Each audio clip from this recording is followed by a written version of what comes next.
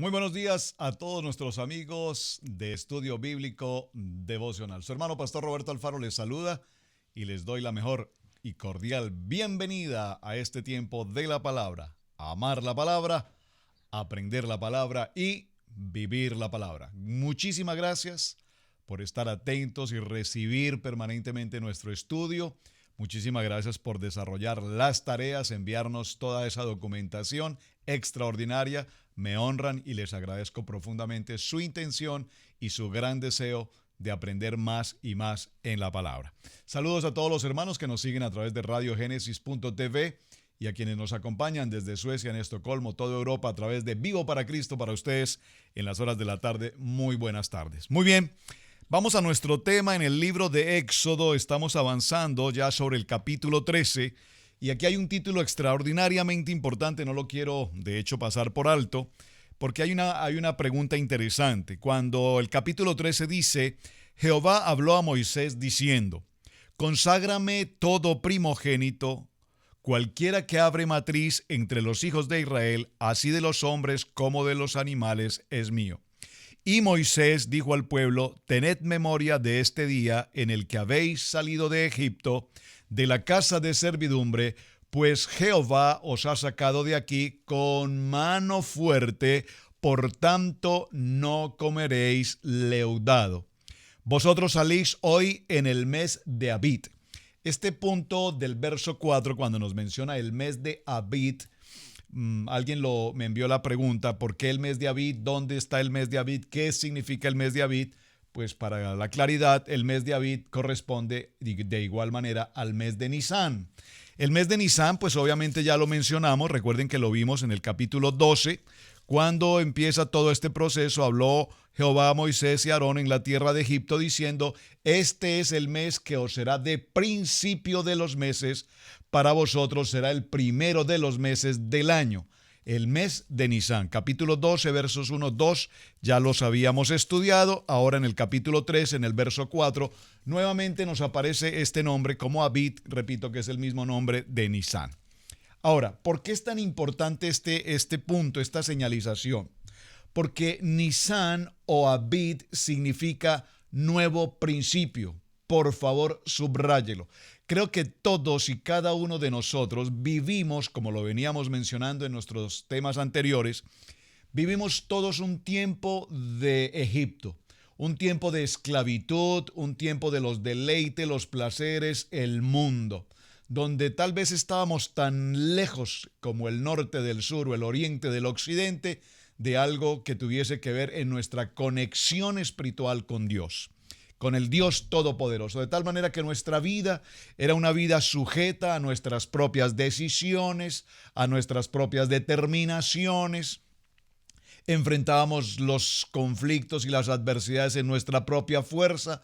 Vivíamos, como decía por allí alguna canción alguna vez, de golpe en golpe, rodar y rodar, y simplemente nuestras vidas en términos genéricos no tenían ningún propósito. Pero sin embargo parecía que vivíamos una vida relativamente, bueno, entre comillas, buena, pero no es el propósito de Dios. De tal manera que cuando en la buena, perfecta, agradable bondad y misericordia de Dios, Él nos llama y nos escoge y nos trae a ser parte del ministerio, en ese momento empieza nuestro mes de Abib. Repito, un nuevo comienzo, un nuevo principio.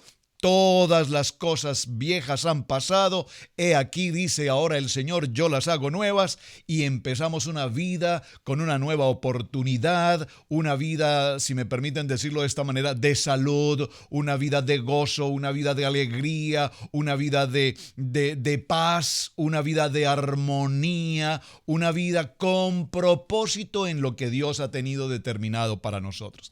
Desde el principio en Génesis capítulo 1, verso 28, que es la cita que identifica nuestro llamado ministerial: y los bendijo Dios y les dijo: fructificad, multiplicaos, llenad la tierra, sojuzgadla. Es decir, nos da la mayordomía de todo cuanto existe y nos coloca como cabeza, como autoridad sobre toda la creación después de Dios. Por supuesto, siempre reconociendo al autor y consumador de la vida. Entonces, este mes de Abí es muy importante porque en el texto que estamos leyendo vemos cómo ahora Dios pide a Moisés que sea, puntualmente dice, que sea consagrado todo primogénito.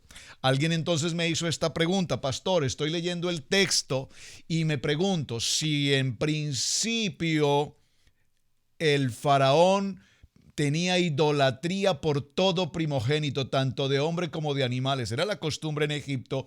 ¿Por qué ahora Dios pide que sean los primogénitos, tanto de hombre como de animal, ahora consagrados a Dios? ¿Cuál es la diferencia? Qué buena pregunta.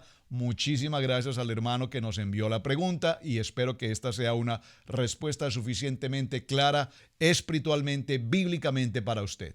Así como todo primogénito era consagrado al faraón como un dios en la idolatría, ahora Dios reclama a todo primogénito de la humano o de los animales para que ahora Dios sea el que tenga el control, comillas, la palabra tal vez no sea control, para que la gracia, para que el favor de Dios ahora sea con esos primogénitos. No desde el punto de vista de la esclavitud ni de la idolatría, sino desde el punto de vista, y aquí sí la palabra correcta, de la gracia y el favor de Dios sobre nuestros hijos, sobre nuestros primogénitos. Entonces, ahora lo que vemos es que Dios llama a todo hijo primogénito para romper, para quitar toda atadura, todo pasado, toda idolatría, toda contaminación, todo paganismo, toda religiosidad de Egipto, para que ahora la gracia y la misericordia y la bondad de Dios sea con nosotros. Muy interesante el punto y por supuesto creo que podríamos aún profundizar más,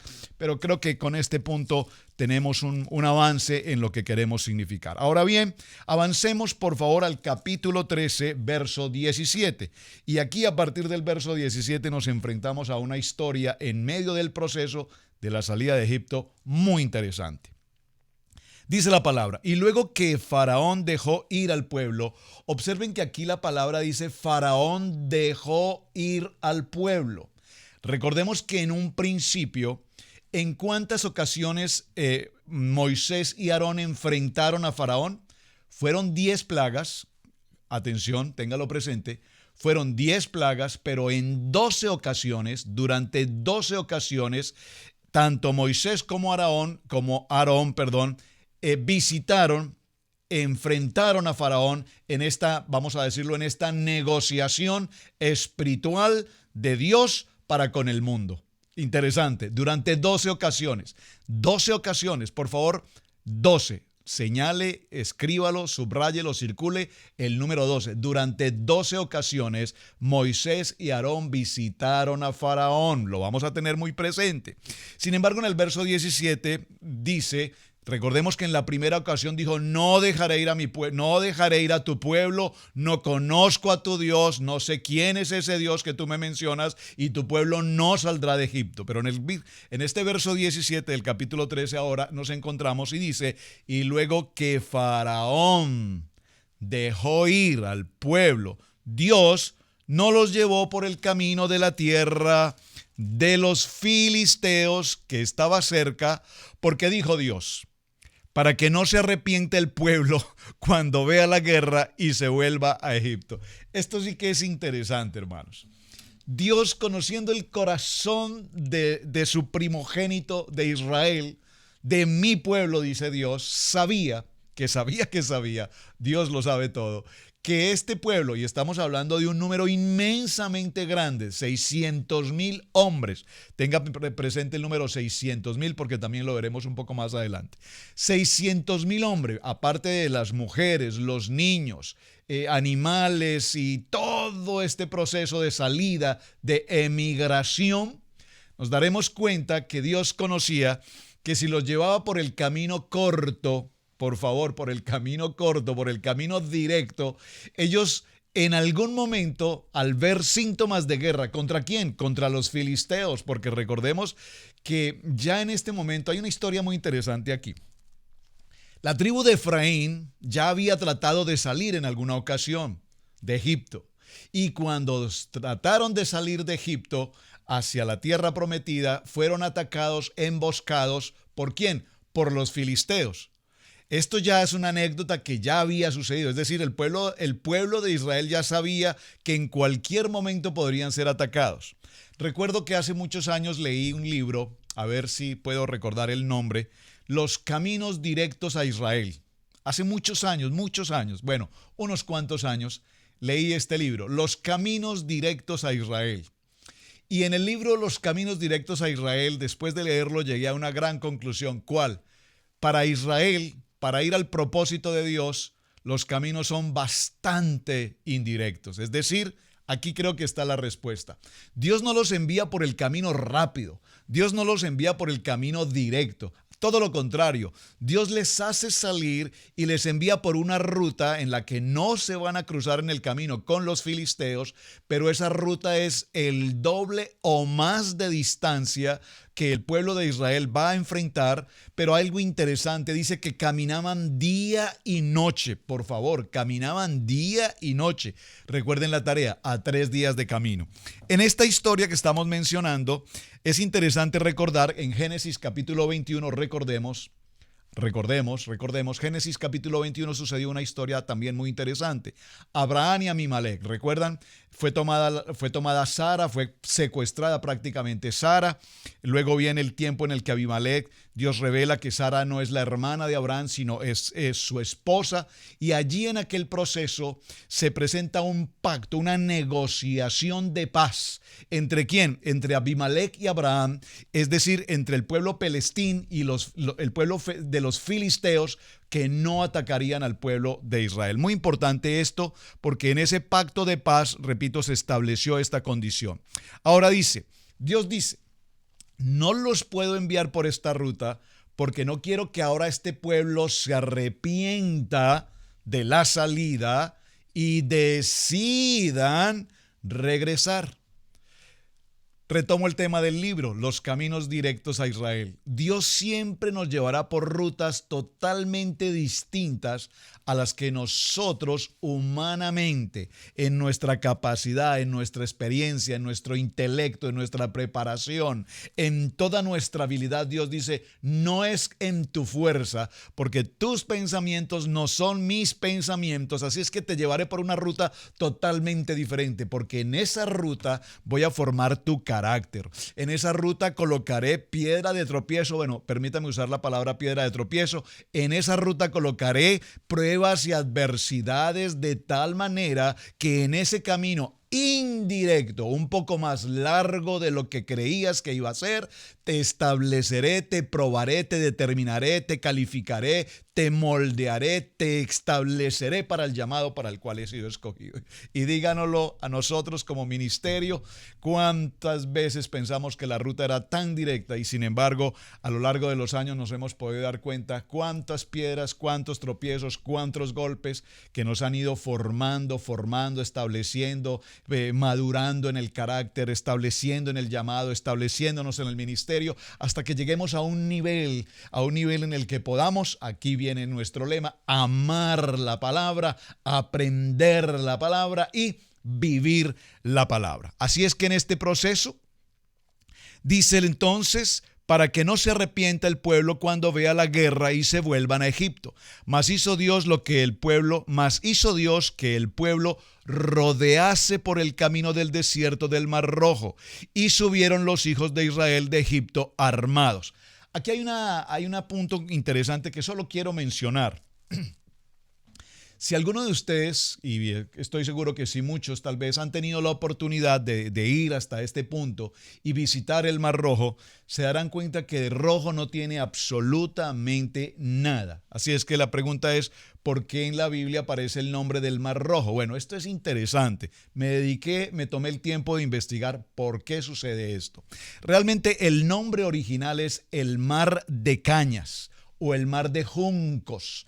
Sin embargo, es interesante porque los juncos o las cañas incluso tampoco nacen en el mar.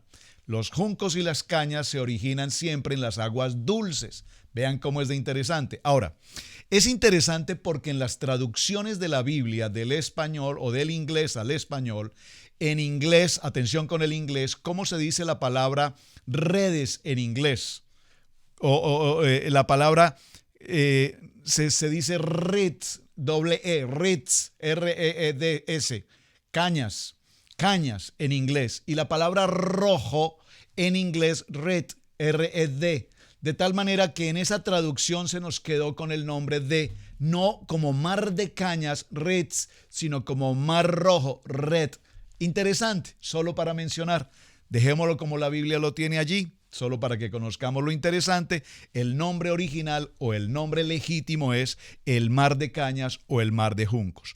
Tomó consigo Moisés los huesos de José. Por favor, este texto en el capítulo 13, en el verso 18, le pido de manera muy especial a cada estudiante, a cada discípulo, a cada seguidor de estudio bíblico, a que por favor lo subraye y en lo posible lo memorice ahora mismo, porque mientras que el pueblo, mientras que los israelitas, mientras que el pueblo hebreo se ocupaba de tomar las alhajas, el oro, la plata, los animales, las pertenencias y todo lo que iban a llevar consigo en esta travesía, observen qué hizo Moisés durante ese tiempo. Muy interesante, muy interesante. ¿Qué hizo Moisés?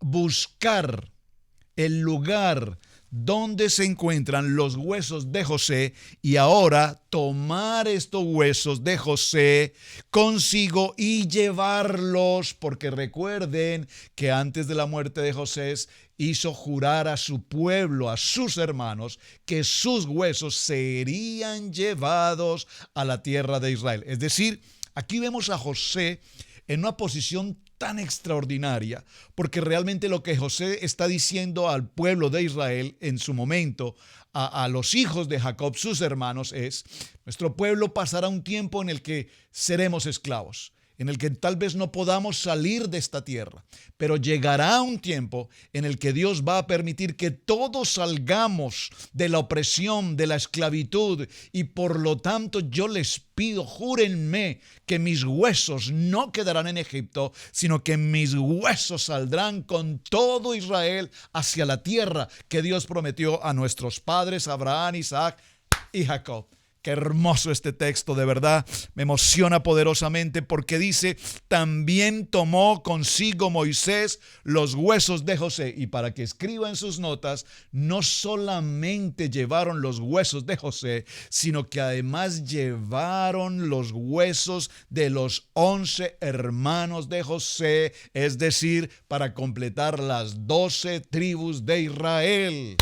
Pastor, esto no lo sabía, esto nunca me lo habían compartido. Pues lo vamos a ver un poco más adelante, no me quiero adelantar al punto, pero ya en la siguiente jornada, mañana, lo estaremos revisando. Quiero que tenga claro ahora que Moisés se ocupaba de la parte espiritual logística desde el punto de vista con el Padre, es decir, el compromiso, el juramento de José se está cumpliendo en este momento y los huesos de José y de sus hermanos salen ahora en dirección a la tierra prometida.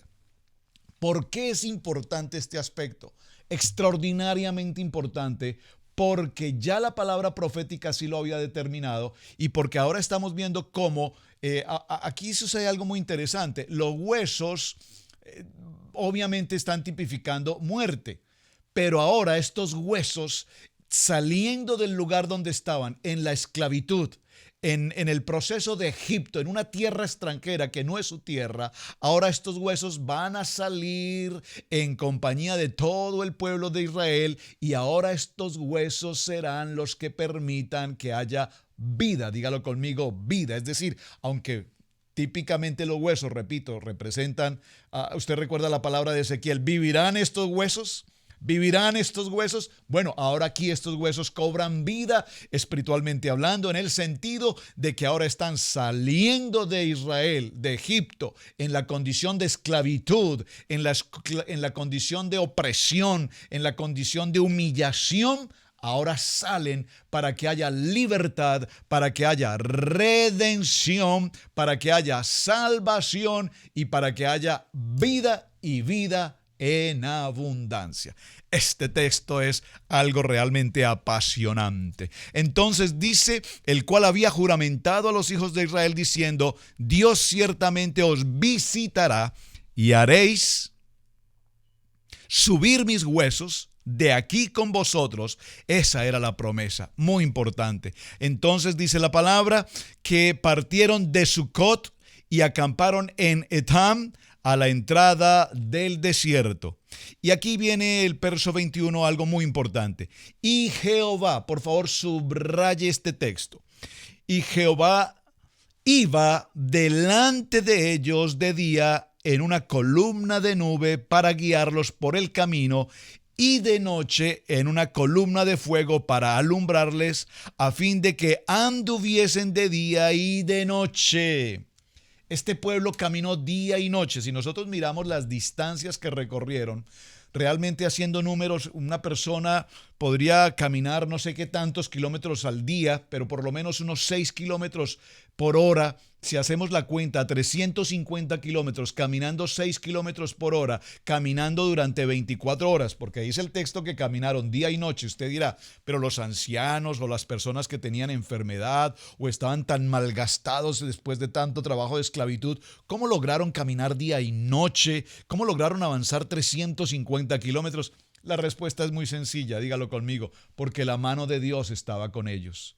Y cuando la mano de Dios, la mano fuerte, dice, mano extendida, y la mano de Dios estaba con ellos, para Dios era tan simple como acortar la distancia, como tan simple sería para Dios darles fuerza nueva, darles toda la vida suficiente para que avanzaran ese recorrido sin cansarse, sin tener hambre, sin tener sed, para pasar un tiempo como si hubiese sido apenas salir y llegar.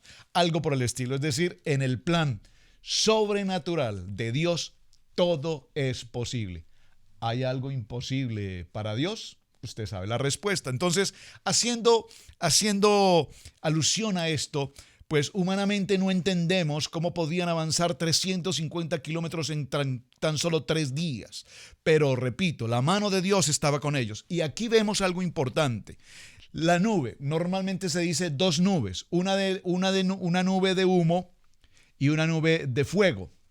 Pero realmente si leemos nuevamente el texto nos daremos cuenta que era una nube. Por favor, bájese de la nube, es una nube. Una nube que durante el día les cubría del sol y durante la noche esa misma nube se convertía en una nube de fuego, es decir, luz, dígalo conmigo, luz, la luz, yo soy la luz. Y esa luz les permitía dirigirse. De tal manera, miremoslo desde el punto de vista espiritual. En la vida del cristiano, en la vida del creyente, no debería existir la noche, porque en el creyente solamente hay luz, es decir, luz durante el día, la luz del día, como en la noche la luz del Dios Todopoderoso. De tal manera que cuando en este texto leemos la nube y normalmente predicamos diciendo que eran 2 nubes, una de día y una de noche, no. Es una misma nube que durante el día, repito, cubría y durante la noche iluminaba. Muy interesante este análisis para que podamos ver cuál era el propósito de la nube. El propósito era guiarlos. Por favor, veamos este verso, guiarlos. Yo los guío, yo soy la dirección, yo soy el camino, yo los voy a encaminar, yo los voy a llevar, no por el camino recto que a ustedes les parece fácil, por ese camino ancho, los voy a llevar por un camino angosto, muy difícil, pero durante todo el camino yo estaré con ustedes en el día y en la noche, de tal manera que no tendrán el calor del día porque la nube los protege, y durante la noche no tendrán oscuridad porque la luz, yo soy la luz, estaré con ustedes. Qué interesante. Entonces dice, para guiarlos por el camino de noche y en una columna de fuego para alumbrarles, a fin de que anduviesen de día y de noche. Nunca se apartó de delante del pueblo la columna de nube de día, ni de noche la columna de fuego. Vamos al verso 14, capítulo 14. Habló Jehová a Moisés diciendo, di a los hijos de Israel que den vuelta y acampen delante de Pi-hahirot en Migdol, y el mar hacia Baal Zephón, delante de él acamparéis junto al mar. es muy interesante porque mirando el recorrido en el mapa, si usted se toma el tiempo, por favor, en las Biblias está o en internet lo va a encontrar y busca la dirección, la ruta del pueblo de Israel saliendo de Egipto, nos daremos cuenta que prácticamente ellos hicieron un círculo y regresaron casi al punto de partida, frente a la ciudad de Pitón. Recuerden que era la ciudad de Pitón. La ciudad de Pitón representa boca cerrada, pero el Señor les dice, van a acampar frente a Pit Hairot, y aquí Hairot, Pit Hairot significa boca de libertad. Por favor, en sus Biblias escríbalo, Pi Hairot, bocas de libertad. Esto es entre Migdol y el mar hacia Baal Zephón, delante acamparéis junto al mar. Porque Faraón dirá a los hijos de Israel, encerrados están en la tierra, el desierto les ha encerrado. Miren la estrategia que Dios prepara. Dios, repito, permitió que no caminaran en la línea recta en dirección al mar, sino que caminaran en una forma como un triángulo prácticamente, y la información que Faraón recibe vamos a decir, de sus agentes de seguridad, de sus espías en Egipto, él es el faraón de Egipto, les dicen, el pueblo que salió está encerrado, el pueblo está perdido, están girando sin sentido. Y dice el Señor, yo endureceré el corazón de Faraón para que los siga, y seré glorificado en Faraón y en todo ese ejército, y sabrán los egipcios que yo soy Yahweh, y ellos lo hicieron así. Qué obedientes. Y ellos lo hicieron así. Dígalo conmigo, así lo haré yo, porque soy obediente a la palabra y al propósito de Dios. Verso 5. Y fue dado aviso al rey de Egipto que el pueblo huía. Observen, lo que le avisan al faraón es que el pueblo de Israel no había salido a 3 días de camino solamente a adorar a su Dios, a hacer sacrificio a su Dios, sino que realmente lo que el pueblo de Israel, los hebreos, estaban haciendo era huir de Egipto. Y el corazón, miren cómo es el corazón de Faraón y el de sus siervos se volvió contra el pueblo y dijeron, ¿cómo hemos hecho esto? ¿Cómo es que hemos permitido, cómo es que hemos dejado ir a Israel para que no nos sirvan? ¿Cómo es que nos hemos quedado sin sirvientes? ¿Cómo es que nos hemos quedado sin la mano de obra? ¿Cómo es que nos hemos quedado sin los esclavos? ¿Cómo es esto? Y unció su carro y tomó consigo su pueblo. Y atención, verso 7, subráyelo. Y tomó 600 carros escogidos y todos los carros de Egipto y los capitanes sobre ellos. Y endureció Jehová el corazón de Faraón. Endureció Jehová el corazón de Faraón. Recuerden que estamos con el libre albedrío. Todavía tengo preguntas con libre albedrío. Les prometo, voy a tener un tiempo exclusivo para que hablemos de libre albedrío. Aquí vemos que dice nuevamente el verso 8. Y endureció Jehová el corazón de Faraón, rey de Egipto, y él siguió a los hijos de Israel, pero los hijos de Israel habían salido con mano poderosa. Dígalo conmigo, con mano poderosa. Diga, la mano poderosa de Dios está sobre mi vida, sobre mi familia, sobre mi hogar, sobre mis finanzas, sobre mi matrimonio, sobre mis hijos. La mano poderosa de Dios está sobre mí. Vamos a cerrar. Estoy tan contento con la enseñanza y quisiera avanzar aún más. Muchos de ustedes me han pedido que vayamos a 1 hora, pero la verdad tenemos ciertos compromisos, por lo tanto por ahora vamos a estar así. Pero permítame decirles esto de cierre. Si usted ha tenido la oportunidad y lo puede hacer vía internet, yo lo hago, lo consulto en internet. El museo en el Cairo, en Egipto, tiene algunas réplicas de los carros del faraón. Los carros del faraón no solamente eran aquellas canastas que conocemos, aparte de ser muy seguras, muy adornadas, muy fortificadas, eran fortalezas. Cada carro de faraón como mínimo debía ser jalado al lado por 2 caballos muy fuertes, veloces, animales de guerra. La pregunta es más, vamos a dejarlo como tarea. La pregunta es, si salieron 600 carros y cada carro lleva consigo 2 caballos, ¿Cuántos caballos son? 1200 caballos, 1200 caballos de guerra, 1200 caballos capaces de enfrentar este viaje en el desierto y esta persecución. Entonces la pregunta es, atención a la pregunta, ¿de dónde salieron 1200 caballos si acaban de pasar las plagas y todos los animales del campo habían sido muertos con las plagas? Los animales, las úlceras, todo lo que pasó. ¿De dónde aparecieron de la noche a la mañana? Apenas el pueblo de Israel está saliendo, apenas van a 3 días de camino y ya el faraón prepara 600 caballos, 600 carruajes, 1200 caballos. ¿Y dónde aparecen ahora 1200 jinetes? Observen, ¿cuántos hombres salieron del pueblo hebreo? 600,000. ¿Cuántos carruajes preparó Faraón? 600. Es decir, que por cada 1000, un jinete o un caballo o un carruaje del Faraón, por cada 1000. Ahí dejo esa inquietud. ¿Puede usted opinar de dónde aparecieron 1200 caballos si después de las plagas todos los animales habían muerto? Una muy buena pregunta. Simplemente leamos la Biblia, escudriñemos y vamos mañana con la respuesta. Mis amados hermanos, el tiempo de estudio bíblico devocional para hoy, mucho para tratar, siga leyendo los textos. Su hermano Pastor Roberto Alfaro le saluda. Shalom, bendiciones, gracias por compartir el mensaje y gracias por escribirnos día a día con las tareas. Buen día, bendiciones.